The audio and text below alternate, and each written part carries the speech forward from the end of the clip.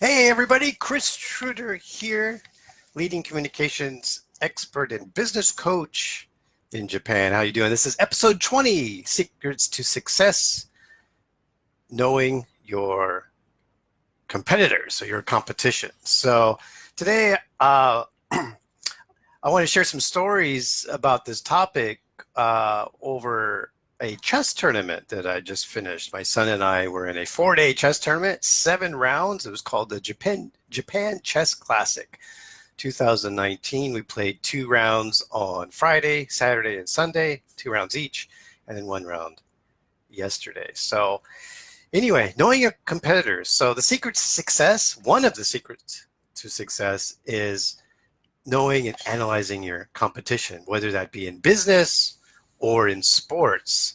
Now, what I recommend is that you uh, analyze and know your top 3 competitors. And we all have the exact same 3 competitors. Who are they?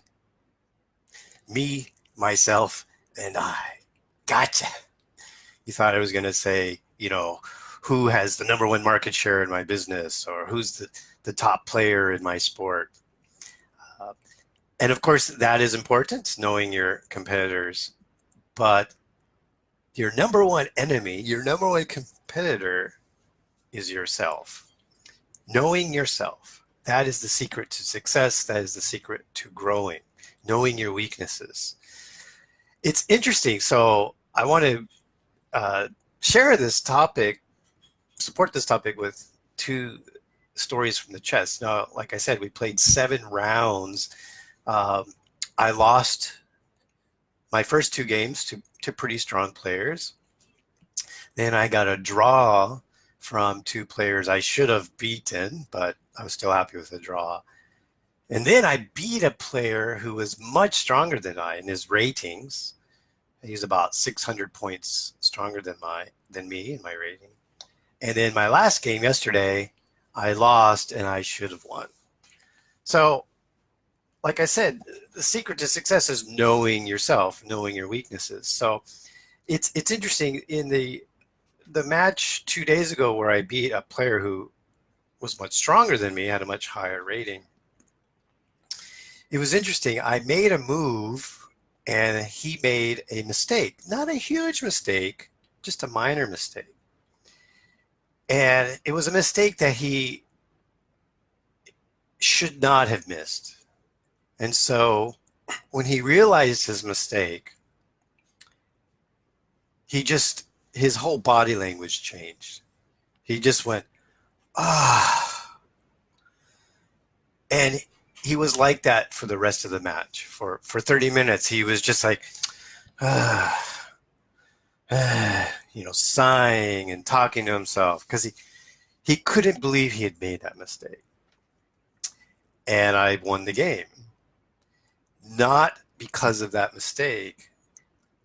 I won the game because he basically beat himself. Because after the game, when I analyzed the game through a computer, even though I was up and winning, he still had a good chance. He was a stronger player than me.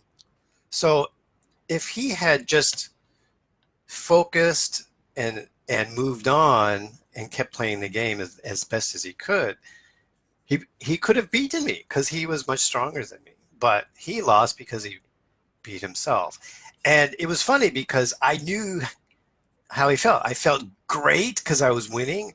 And at the same time, I felt bad because I knew how he was feeling because I've done that too. I've made mistakes. And I'm like, ah. And it was funny, the day before in a game I lost, I had made a mistake. I was playing a very strong player.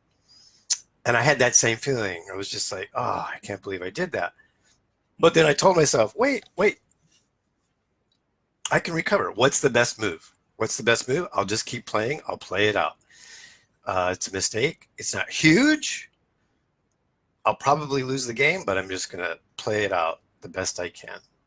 And that's what I did. And I lost that game, but I didn't beat myself. The opponent was stronger and just beat me, and I played my best. Unlike where I beat a very strong player, and plus because he's much stronger than me, there's a pride issue. Like, oh, I can't believe I made this mistake against this lower rated player. And then he just kept making bad moves after that because mentally he was basically checked out. Like I said, he beat himself.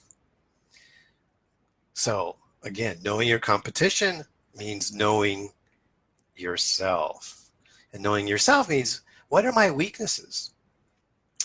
And if you identify your weaknesses when in those situations, whether it be in a competition or in your business, then you can use strategies to counteract those weaknesses.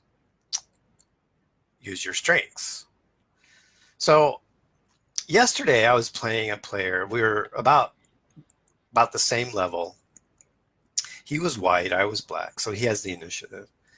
And throughout the whole game, it was pretty even, but I was really frustrating his game because I was anticipating every move he was doing and I would block it. And he kept really trying to force moves and I kept blocking it. And then I had a counterattack and then I was up and then I was winning, but not by a lot. It was a very even game. And chess, sometimes you just win by this much, by one pawn. And so I remember I took a break from the game because you use a clock. The game's still going, but I got up, was walking around, and I remember telling myself, okay, Chris, you can win this game. And I told myself, the only way you will lose this game is if you beat yourself. Because I know I'm better than this guy. I know I can beat him. But if I lose, it's because I beat myself. And sure enough, we went through the game. It was very even. I was running out of time. I had about 2 minutes left on my clock. He had 12 minutes. And he offered a draw because it was an even game. He offered a draw. He says, do you want to draw? And I said, I'm tempted, but no. And I should have taken the draw. I ended up losing the game because I made a mistake in the end game. And I was under time pressure. So I didn't have enough time left to think through my moves. So I made a mistake and I lost. And I kind of anticipated that. When he offered the draw, I thought, well, if I don't take the draw, I will probably lose. But I wanted to go for it and see what happens. And it was kind of like a self-fulfilling prophecy. I did lose because of time pressure. And because of that time pressure, I made a mistake. And he capitalized on it. So I beat myself. I should have known that that was going to happen and accepted the draw. I at least get a draw, which is great in chess.